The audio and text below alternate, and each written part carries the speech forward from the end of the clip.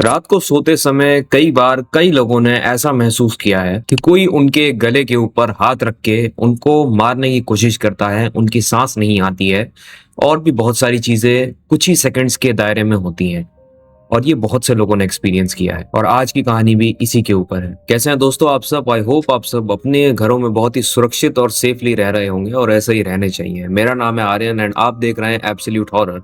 अगर आपको भी अपनी कहानी मुझे बतानी है तो प्लीज इस मेल पे मुझे अपनी कहानी शेयर कीजिए, साथ ही साथ डिटेल में कुछ वीडियोस और फोटोज अटैचमेंट्स हों तो वो भी मुझे बताइए। चलिए आज की कहानी को शुरू करते हैं।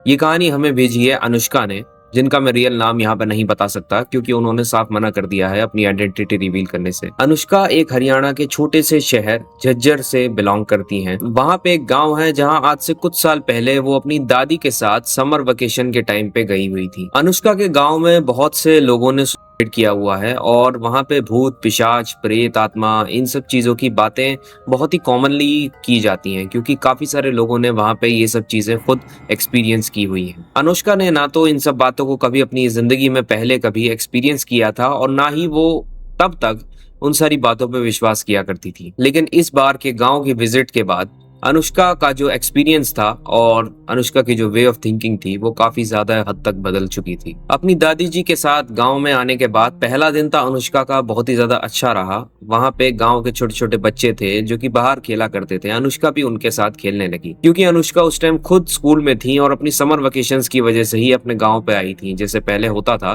कि गाँव पे काफी सारे बच्चे स्कूल के अपने अपने गाँव पे चले जाया करते थे समर वेकेशन अटेंड करने के लिए और महीनों महीनों वहीं पे गुजारा करते थे।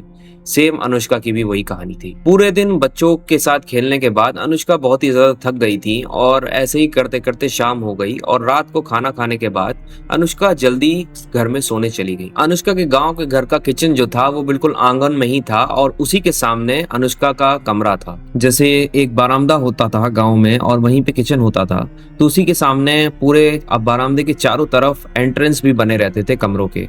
सेम एंट्रेंस ऐसे ही अनुष्का के कमरे का भी था और वो जो आंगन था उसी के डायरेक्ट ऊपर छत थी और बिल्कुल ओपन था। रात में अनुष्का को अचानक से नींद से उठ के प्यास लगी और वो दादी के साथ उठकर पानी पीने गई क्योंकि अनुष्का को अकेले जाने में काफी ज्यादा डर लगता था क्योंकि जाहिर सी बात है अब छोटी बच्ची है, अंधेरे में कहीं भी जा रही है, डर लगना तो जाहिर सी बात है। अनुष्का ने जब अपनी दादी को उठाने की कोशिश की तो वो काफी ज्यादा नींद में थी। अनुष्का के इतने उठाने के बाद वो चली तो गई लेकिन वो आधी नींद में ही एक तरह से चल रही थी। बस अनुष्का ने उनका हाथ पकड़ा हुआ था। जब तक अनुष्का और उसकी दादी किचन के अंदर पहुंची और पानी पीने लगी तो पानी पीते पीते किचन के दरवाजे के बाजू में से अचानक से एक सफेद परछाई निकली। अनुष्का की दादी तब भी नींद में थी, उन्होंने वो चीज को नोटिस नहीं किया, लेकिन अनुष्का ने तुरंत कर लिया।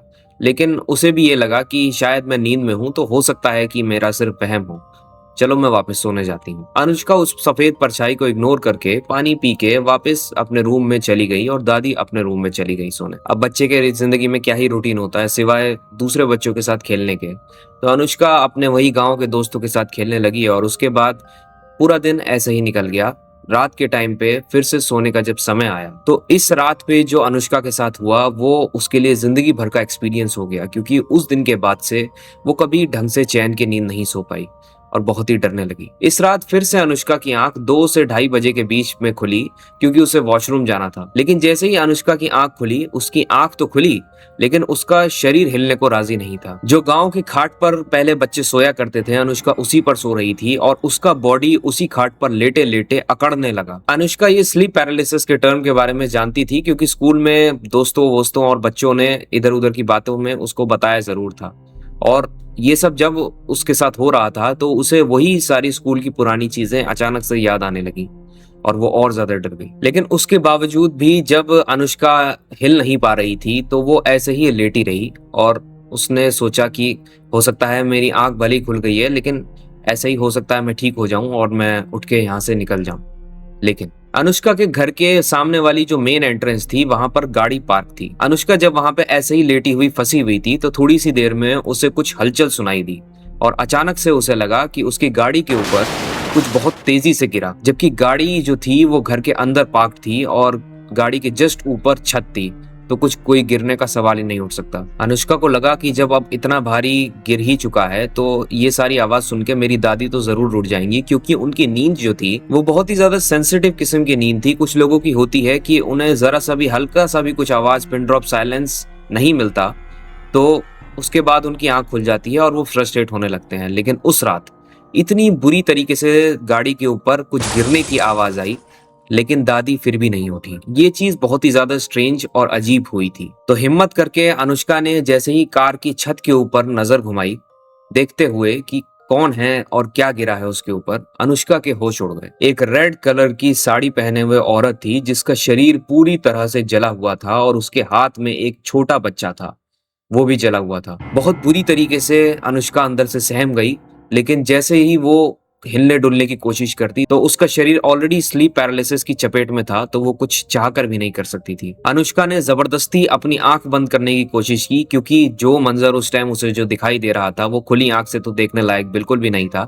लेकिन चाहकर भी, जबरदस्ती भी अनुष्का अपनी आंखों को बंद नहीं कर पा रही थी। ऐसा लग रहा था कि उसकी आंखें किसी ने टेप से ऊपर की तरफ चिपका दी हो। वो औरत और वो उसका बच्चा ये सब देख रहे थे और धीरे धीरे अनुष्का के करीब आ रहे थे। अनुष्का ना अपनी आंख बंद कर सकती थी, ना हिल सकती थी, तो उसने चिल्लाना जरूरी समझा और जैसे ही वो चिल्लाई, वो औरत और वो बच्चा उसके ऊपर कूद गए। और जैसे ही वो औरत उसके ऊपर कूदी, उसने बिना एक सेकंड गवाए हनुमान चालीसा पढ़ना शुरू कर दिया। हनुमान चालीसा, क्योंकि उसके बचपन में उसके घर वालों ने उसे बहुत अच्छे से याद करवाया था, तो उसे by heart line by line याद थी। और जैसे ही उसने हनुमान चालीसा पढ़ना शुरू किया, उसके बाद उसको कुछ याद नहीं है कि क्या हुआ। या तो वो सो गई या फिर बेहोश हो गई। और नेक्स्ट डे जब सुबह अनुष्का उठी तो बहुत ही अजीब सी पोजीशन में लेटी हुई थी और उठते ही उसने अपनी दादी को ये सब बताया और दादी ने बिना कोई देर करते हुए वापस खुद और अनुष्का को लेकर दिल्ली चली गई। ये अनुष्का के लिए बहुत ही ज्यादा दर्दनाक और अजीब एक्सपीरियंस था। आज भी अनुष्का वहां पर अपने गांव पर जाती है और उसी कमरे में सोती है, लेकिन उसके बावजूद भी आज तक कभी भी अनुष्का के साथ वो घटना दोबारा घटित नहीं हुई जैसी उस रात हुई थी। अनुष्का बताती हैं कि मैंने जो एक्सपीरियंस करा, मैं तो चाहती हूँ कि शायद किसी दुश्मन को भी ये चीज एक्सपीरियंस ना हो, क्योंकि जो इंसान जिस समय इस चीज को एक्सपीरियंस करता है वो मंजर वो ही समझ सकता है कि कितना ज्यादा भयानक, दर्दनाक और न जाने क्या क्या था। आई होप आपको ये कहानी बहुत अच्छी लगी होगी दोस्तों। अगर अच्छी लगी है तो प्लीज़ प्लीज़ मेरे चैनल को सब्सक्राइब कीजिए, क्योंकि बहुत ही ज़्यादा ज़रूरत है मुझे आपके सपोर्ट की इस चैनल पे। साथ ही साथ अगर अपनी कहानी आप मुझे शेयर करना चाहते हैं तो मुझे कहानी इस मेल पे ज़रूर बताइए। मेरा नाम है आर्यन, आप देख रहे हैं absolute horror, and I will see you in the next video.